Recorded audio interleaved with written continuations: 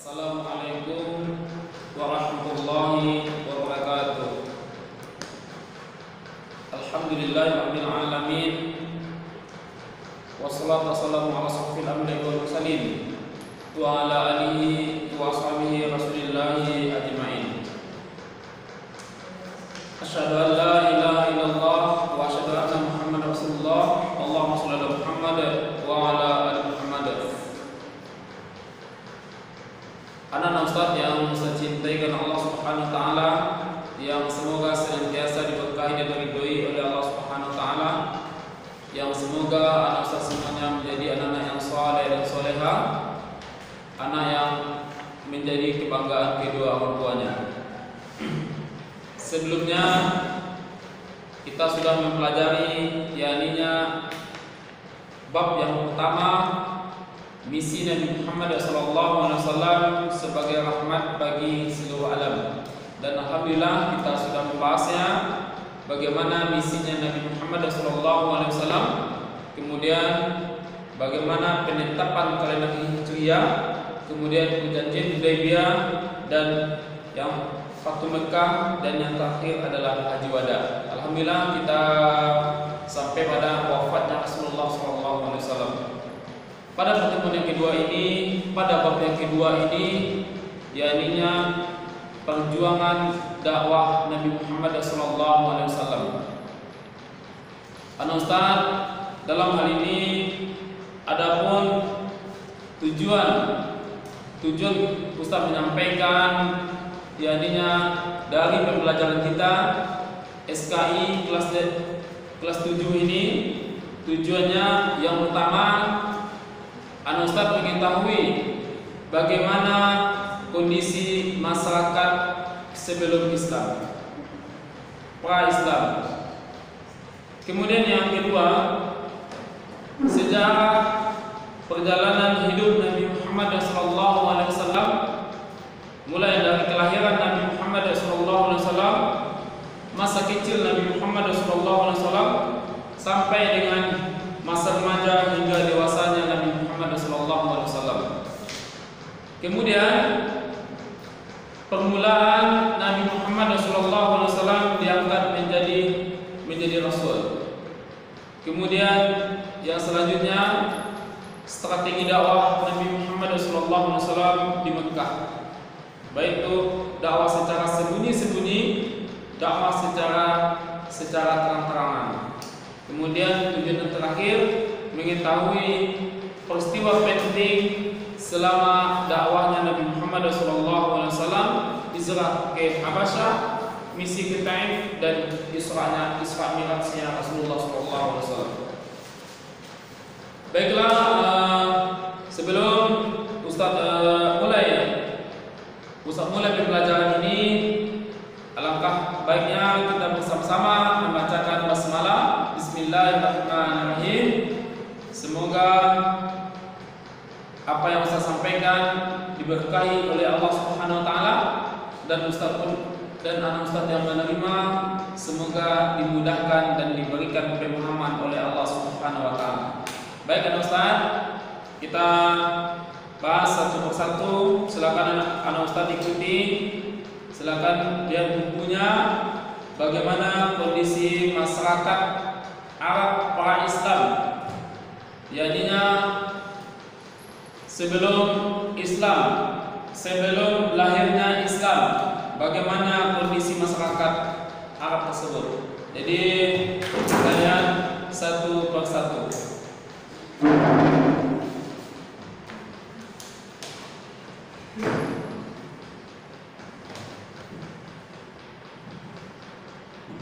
Perjuangan dakwah Nabi. Anak Ustaz yang Ustaz cintai Allah Subhanahu wa taala,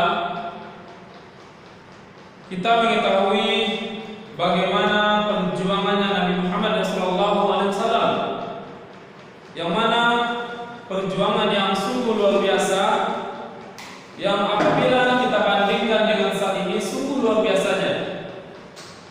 Kita akan selalu kita untuk berdakwah seperti dakwahnya Rasulullah SAW.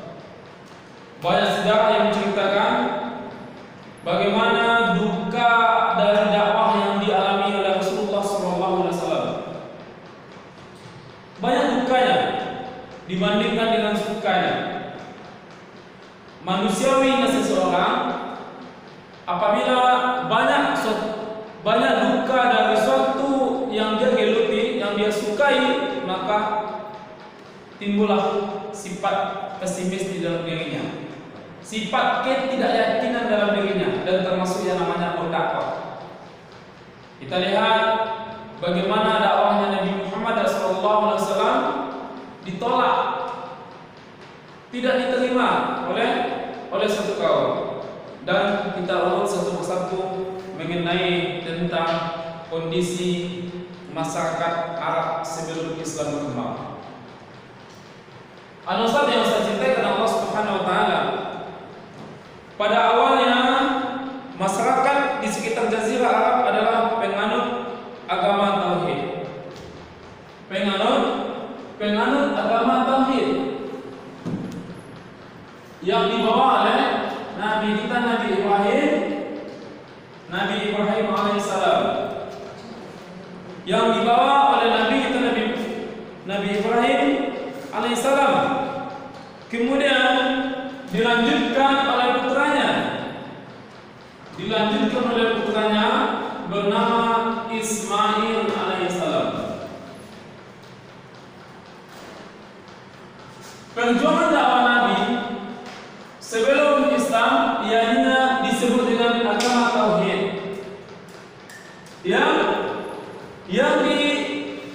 yang dipromotori oleh yang namanya Nabi Ibrahim Abul Anbiya, bapaknya para nabi, bapak tauhid. Makanya Ibrahim ini dikenal dengan Abul Tauhid, bapaknya tauhid.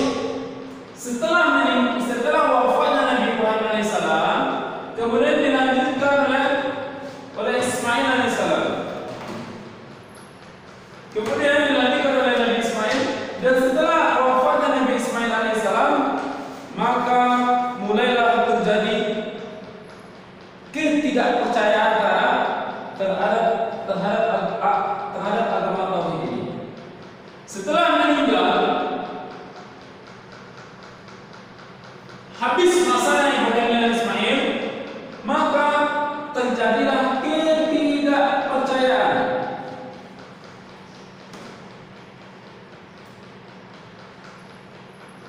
Ketidakpercayaan terhadap agama tauhid. Sebab kenapa? Yakninya terjadi penyelewengan akidah. Terjadinya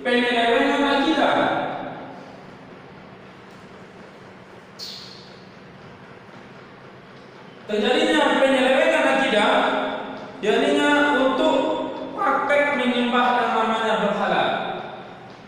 Menyembah berhala. Jadi yakninya sebelum Islam berkembang disebut dengan agama tauhid, dilanjut dengan Ibrahim dan dilanjutkan oleh anaknya Ismail. Setelah meninggal dunia, maka rakyat ataupun masyarakat pada waktu itu mengalami ketidakpercayaan. Terjadinya penyelewengan dan bahkan menjurus kepada penyembahan terhadap itu. Yakninya mengalami yang namanya jahil, yakninya kebodohan. Maka kondisi masyarakat Arab sebelum masuknya Islam, yang pertama akidah masyarakat Arab sebelum masuknya Islam kita ketahui, jadinya banyak dilakukan oleh yang namanya menyembah berhala dan dipelopori oleh yang namanya pembina sekali. Itu yang pertama. Kemudian yang kedua adalah sosial masyarakat Arab.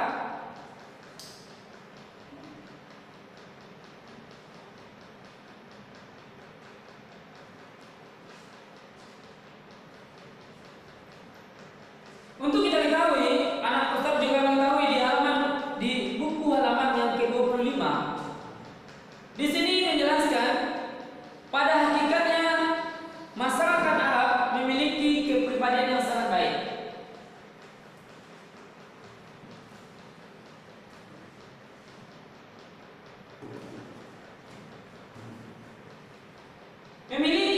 kepribadian yang sangat baik. Apa kepribadian yang sangat baiknya? Yaitu dermawan, tepat janji, pantang menyerah, senang membantu, dan hidup sederhana. Itu adalah kepribadian yang sangat baik yang dimiliki oleh masyarakat Arab. Akan tetapi karakter masyarakat Arab mulai tergerus pada masa jahiliyah hingga terjadi kerusakan moral secara besar-besaran. Nah, di samping kebaikan dia, dermawannya, jujurnya, kemudian senang membantu dan pantang menyerahnya, akan tetapi terselip yakni karakter yang tidak baik, moral yang amburadul. Kenapa? Karena masih di kelompok yang namanya masih menyembah berhala dengan agama-agama yang selain agama keselamatan, jadinya agama Islam. Kemudian yang ketiga, mengenai tentang ekonomi. Juga Ustaz bisa melihat di halaman 25 tersebut, ekonomi masyarakat Arab sebelum Islam, pada saat itu pergerakan ekonomi masyarakat Arab didominasi yang namanya perdagangan.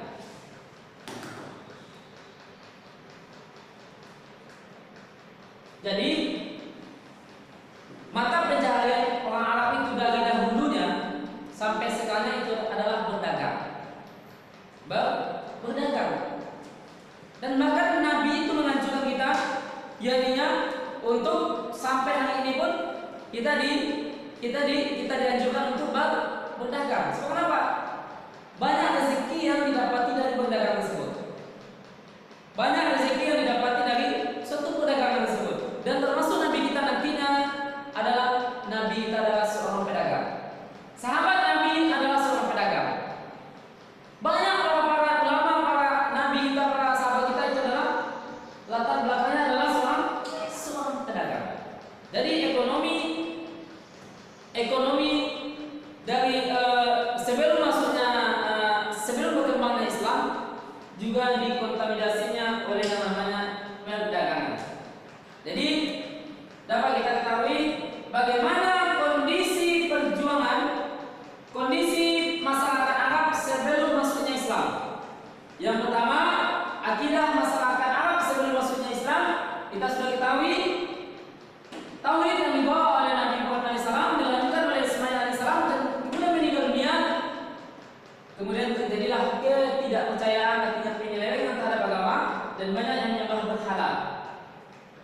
Kemudian hal ini dipelopori oleh yang namanya Amir bin Lubai, dan dia sangat suka sekali dengan cara seperti ini lalu dikembangkan di kota Mekah. Makanya di Mekah itu banyak juga orang yang menyembah berhala. Orang yang menyembah berhala. Kemudian peristiwa ini disebut dengan peristiwa sebelum kelahirannya Nabi Muhammad SAW. Kemudian di sana sebelum kelahiran Nabi ada dua penganut, yaitu Majusi dan Nasrani. Majusi Yahudi, Nasrani tetap Nasrani. Itu yang pertama mengenai tentang tauhid sebelum masuknya Islam. Kemudian yang kedua adalah sosial masyarakatnya. Sosial masyarakatnya dikenal dengan kepribadian yang baik, dermawan, jujur, pantang menyerah, suka membantu, dan hal-hal yang lainnya. Akan tetapi terselip karakter masyarakat yang tergerus oleh masyarakat jahiliyah, yaitu mengalami kerusakan terhadap karakternya. Jadi manusia yang keras, manusia yang tidak mau menyembah Allah Subhanahu wa taala, manusia yang tidak mau bersyukur kepada Allah Subhanahu wa taala, manusia yang berdosa kasarnya.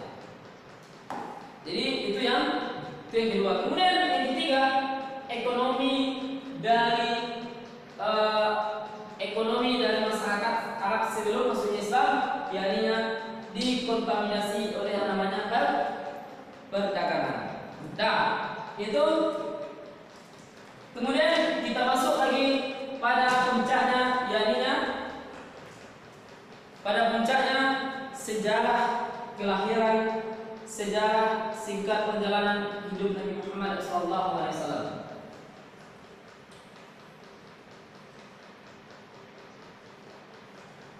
Nah, setelah ini berlangsung dan berhala semakin banyak dan agama Yahudi dan agama Nasrani semakin berkembang, kemudian lahirlah. Kemudian yang kedua, yang ke-B adalah sejarah singkat Nabi Muhammad.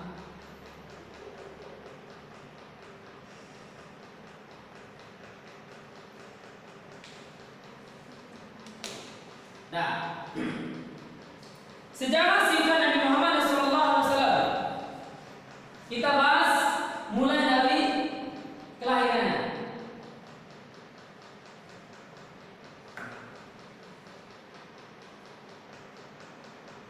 Nabi Muhammad SAW lahir pada tanggal 12 Rabiul Awal. Disebut dengan tahun gajah. Disebut dengan peristiwa tahun gajah karena bertepatan dengan pergerakan Abraha.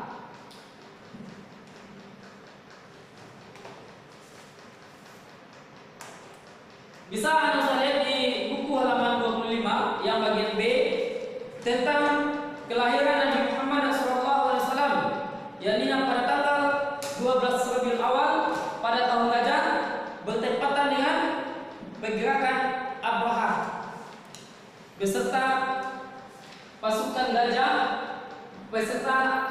gajah yang menghancurkan, yang ingin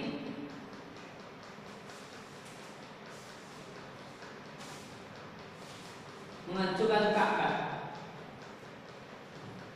Nah, Nabi Muhammad SAW lahir pada tanggal 12 Rabiul Awal, disebut dengan tahun gajah, yakni yang bertepatan dengan pergerakan Abraha. Pergerakan Abraha yang bersama pasukan gajahnya yang ingin menghancurkan Ka'bah. Ka'bah yang sudah dibangun oleh Abul Anbiya, oleh bapaknya para nabi, yakni Nabi Ibrahim alaihissalam. Kemudian Abraha ingin menghancurkan Ka'bah tersebut. Akan tetapi Ka'bah dilindungi oleh Allah Subhanahu wa taala, maka hasilnya adalah gagal.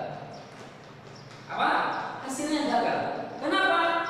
Allah Subhanahu wa taala mengutus yang namanya pasukan dari Allah Subhanahu wa taala, yakni burung ababil. Makanya dalilnya terdapat di dalam surah Al-Fil. Alam tara kaifa fa'ala rabbuka bi ashabil fil. Alam yaj'al kaidahum fi tadlil wa arsala 'alaihim tayran ababil. Di sini Allah jelaskan, Allah mengutus atau mengirim yang namanya burung ababil. Untuk apa? Untuk menghancurkan yang namanya pasukan raja, salah satunya Abraha. Karena kekuasaan Allah Subhanahu wa taala, tarmihim bihijaratin min sijil faja'alahum ka'asfin ma'kul. Di sini Allah Subhanahu wa taala menceritakan, yakni Allah Subhanahu wa taala mengutus burung ababil, kemudian melempari pasukan tersebut dengan batu yang berasal dari api neraka. Kok bisa? Itu adalah luar biasanya Allah Subhanahu wa taala. Maka hancurlah pasukan bergajah tersebut. Kemudian setelah kita ketahui Allah Subhanahu wa taala mengirim burung ababil tersebut, maka burung ababil tersebut mengalahkan yang namanya pasukan bergajah tersebut. Ada Ustaz yang saya cintai karena Allah Subhanahu wa taala, Nabi Muhammad SAW merupakan putra dari Abdullah.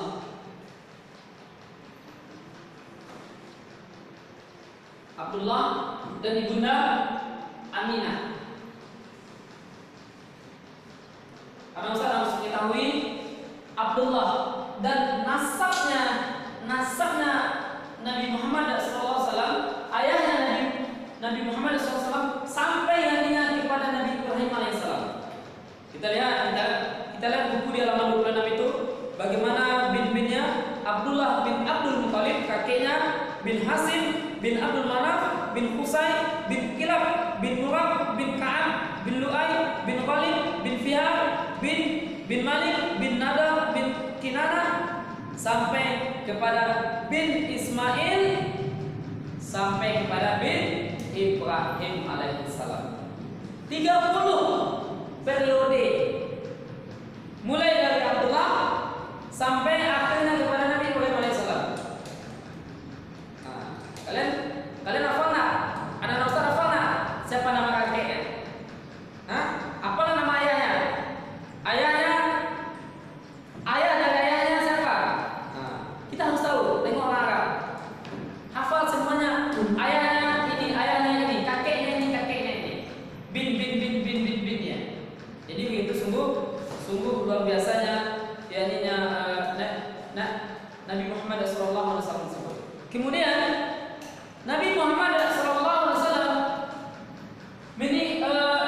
mengalami artinya menjadi anak yatim tatkala ayahnya meninggal di saat dia di dalam kandungan ibunya. Nabi Muhammad SAW meninggal, ayahnya meninggal, Abdullah meninggal tatkala Nabi Muhammad SAW di saat itu berada di dalam kandungan ibunya. Dia berada di dalam kandungan ibunya, maka meninggallah ayahnya Abdullah. Maka di saat itulah Nabi Muhammad SAW menjadi anak yatim. Apa pelajaran yang dapat kami? Setiap Allah datangkan ujian, pasti Allah datangkan hikmahnya kepada kita. Nabi Muhammad kecil saja dia sudah dijadikan anak yatim. Tak kala dia lahir ke dunia, dia tidak mengetahui siapa ayahnya. Tapi Nabi Muhammad tidak pernah berputus asa. Nabi Muhammad tidak pernah pesimis. Nabi Muhammad tidak pernah mengeluh. Dan itu pelajaran yang indah bagi kita. Jadi ayah kita meninggal, jangan kita putus asa. Kita menjadi anak yatim, jangan pernah kita merasa minder, merasa kecewa bahwa Nabi Muhammad SAW ditinggalkan oleh ayahnya. Semangat hidupnya sungguh luar biasa. Kemudian Nabi Muhammad SAW kebiasaan dari orang Arab yang mendengar kelahiran cucunya tersebut, maka suatu kebanggaan dari seorang kakeknya Abdul Muthalib. Siapa? Abdul Muthalib, kakek dari Nabi Muhammad SAW. Kemudian dia imang-imangnya cucunya tersebut dengan suatu kebanggaan. Kemudian yang kedua, masa kecilnya Nabi Muhammad SAW.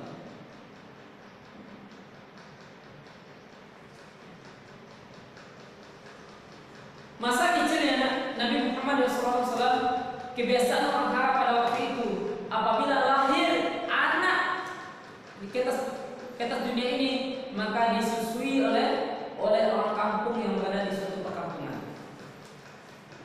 Jadi Nabi Muhammad SAW diasuh bahkan disusui oleh ibu susunya yang bernama Halimah Sa'diyah. Dia diasuh, boleh silakan Anda baca buku di halaman 26 itu di yang kedua itu. Bagaimana Nabi Muhammad SAW diasuh oleh Halimah Sa'diyah? Apa tujuannya? Agar anak tersebut mereka hidup dalam suasana yang berbeda serta memiliki akhlak yang baik. Memiliki akhlak yang baik itu hidup di zaman dahulu. Di zaman dahulu itulah kebiasaan dari orang Arab. Kemudian dengan berkembangnya Nabi Muhammad SAW saat memasuki usia 6 tahun, Nabi Muhammad SAW diajak oleh ibunya ke Madinah untuk berziarah ke makam ayahnya. Ingat, pada usia 6 tahun dari umur Nabi Muhammad SAW, ibundanya mengajak Nabi Muhammad SAW jadinya berziarah ke makam ayahnya, yaitu Abdullah, ke kota Madinah. Kemudian sekembali dari kota Madinah tersebut pada usia yang ke-6 tahun, maka wafatlah ibundanya yang tercinta. Coba kalian bayangkan. Di saat dia dalam kandungan ayahnya meninggal dunia. Di saat umurnya 6 tahun, ibundanya yang meninggal. Coba kita bayangkan. Apa pelajaran yang bisa kita petik dalam ini? Pelajaran yang bisa kita ambil, apabila ayah kita, ibunda kita meninggal dunia, maka jangan pernah kita berputus asa dalam hidup ini. Tetap akan ada yang menjaga kita. Siapa yang menjaga kita? Allah Subhanahu wa Ta'ala. Allah yang maha hidup, yang kekal selama-lamanya, tidak akan pernah mati selama-lamanya. Maka Allah lah yang menjaga kita. Jadinya untuk hidup ini. Nabi Muhammad saja terkala dia di kandungan ditinggal oleh ayahnya, dan berumur 6 tahun ditinggal oleh ibundanya. Kemudian diasuh oleh kakeknya Abdul Muthalib hanya 2 tahun. 2 tahun berarti di usia 8 tahun kakeknya meninggal dunia. Kakeknya Nabi Muhammad SAW meninggal dunia, Abdul Muthalib. Kemudian Nabi Muhammad SAW perjalanan. Kemudian dan semasa kecilnya juga, jadinya tak kalah Nabi Muhammad SAW di saat dia bermain, kemudian Nabi Muhammad SAW dia dibelah dadanya oleh orang yang tidak dia kenal, oleh misterius. Siapa itu? Utusan Allah Subhanahu wa Ta'ala, malaikat yang diutus oleh Allah Subhanahu wa Ta'ala untuk membelah dadanya Nabi Muhammad SAW. Tak kalah ibundanya masih hidup. Sebelum meninggalnya ibundanya, Nabi Muhammad SAW dadanya dibelah. Apa gunanya? Untuk membuang kotoran-kotoran, sifat-sifat jelek yang ada pada diri Nabi Muhammad tersebut. Maka dibelahnya dada Nabi Muhammad ini. Maka dalam hal ini bisa diingatkan, jangan pula dipraktekkan di rumah. Kalian ambil pisau, kalian belah dada kalian, insya Allah kalian mati nanti. Itu adalah Nabi. Nabi dibelah dadanya oleh orang yang tidak dikenal, dan itu diutus oleh Allah Subhanahu wa Ta'ala. Dan bekas belahan tersebut tidak ada kelihatan sedikit pun. Kalau kita dibelah, ada bekas jahitnya. Ini bersih dan kotoran tersebut bersih. Maka bersihlah Nabi Muhammad SAW. Maka Nabi Muhammad itu disebut dengan Al-Maksum, Nabi yang terpilih. Kemudian pada masa remajanya, Nabi Muhammad SAW diajak oleh pamannya yang bernama Abu Thalib. Abu Thalib diajak oleh pamannya Abu Thalib untuk berdagang. Diajarkan bagaimana caranya berdagang. Itulah kebiasaan orang Arab, jadinya dia berdagang. Diajarlah Nabi Muhammad. Silakan anda buka bukunya di halaman 27, bagaimana menceritakan Nabi Muhammad SAW itu berdagang. Jadinya Abu Thalib sama paman mengajak Nabi Muhammad SAW jadinya berdagang. Kemudian pada usia yang ke-12, Muhammad ikut berdagang dengan pamannya ke negeri Syam. Dia ikut berdagang oleh pamannya ke negeri Syam. Ketika sampai di kota Basrah, mereka bertemu dengan seorang pendeta. Siapa? Seorang pendeta Nasrani yang bernama Bukhairah. Siapa? Yang bernama Bukhairah. Pendeta tersebut menyampaikan pesan kepada Abu Thalibnya, wahai Abu Thalib, lindungi, jaga, kawal ponakanmu tersebut. Kenapa? Di dalam kitab Injil yang kami lihat, yang saya lihat, bahwasanya ada tanda-tanda kenabian pada diri dia. Coba kita lihat. Nabi saja dari kecil saja dia sudah diakui oleh seorang pendeta yang bernama Pendeta Bukhairah. Kenapa? Ada tanda-tanda kenabian yang dinaungi oleh awan yang berjalan, maka pesannya pendeta tersebut untuk menjaga Nabi Muhammad tersebut dengan tanda-tanda yang ada di dalam kitab Injilnya, bahwa adanya tanda-tanda kenabian dari Nabi Muhammad SAW. Kemudian mulailah Abu Thalib melakukan pengawalan yang ketat kepada Nabi Muhammad SAW. Mulailah dia berdagang, kemudian dengan berdagang modal yang dimiliki oleh Nabi Muhammad adalah al-amin. Maka ini pelajaran bagi kita, jadinya orang yang dapat dipercaya. Kenapa dia dapat dipercaya? Karena dia jujur. Maka dalam hal ini Ustaz, pelajaran bagi kita hidup di atas dunia ini harus jujur.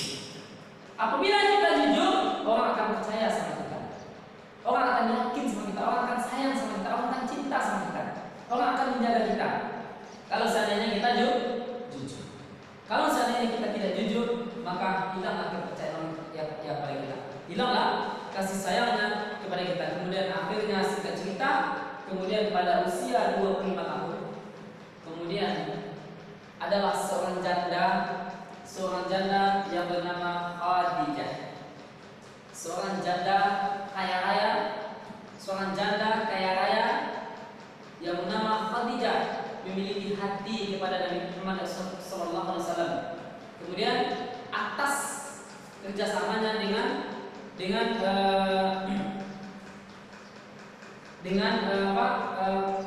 masyarakat tim dari Khadijah, kemudian akhirnya Nabi Muhammad SAW pada usia yang ke-25 tahun menikah dengan ibunda kita yaitu Khadijah pada usia yang ke-40 tahun.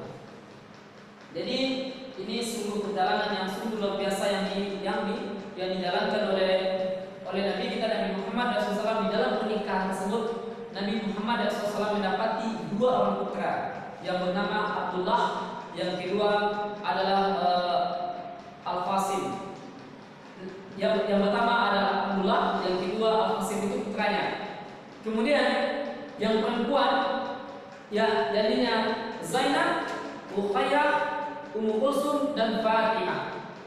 Jadi anak Nabi Muhammad SAW dari pernikahan dia dengan Khadijah, dengan ibunda kita Khadijah, mendapati 6 orang anak, 2 laki-laki, 4 orang perempuan. Siapa?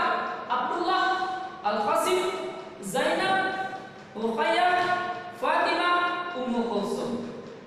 Jadi itu adalah anak-anaknya Nabi Muhammad SAW.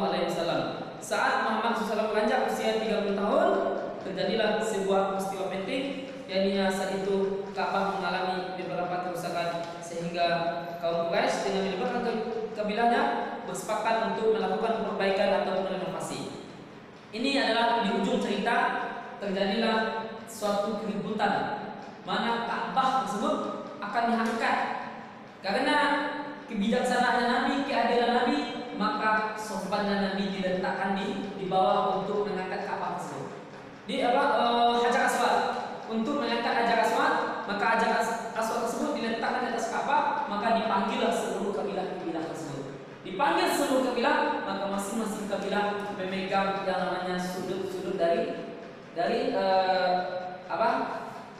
kain ataupun selendang yang tempat letaknya Hajar Aswad tersebut, maka diangkatlah bersama. Maka di sana Nabi dipandang manusia yang arif dan bijaksana. Mungkin pertemuan kita cukup sampai di sini. Jadinya kondisi masyarakat Arab. Kemudian yang ke-B-nya adalah sejarah singkat perjalanan Nabi. Kemudian insya Allah pada pertemuan yang selanjutnya insya Allah kita akan membahas tentang permulaan Nabi Muhammad SAW diangkat menjadi Nabi dan Rasul di halaman ke-28. Silakan anak Ustaz baca bukunya, silakan pelajari bukunya, mudah-mudahan bermanfaat. Kalau ada kata-kata Ustaz yang salah, Ustaz mohon maaf yang sebesar-besarnya. Assalamualaikum warahmatullahi wabarakatuh.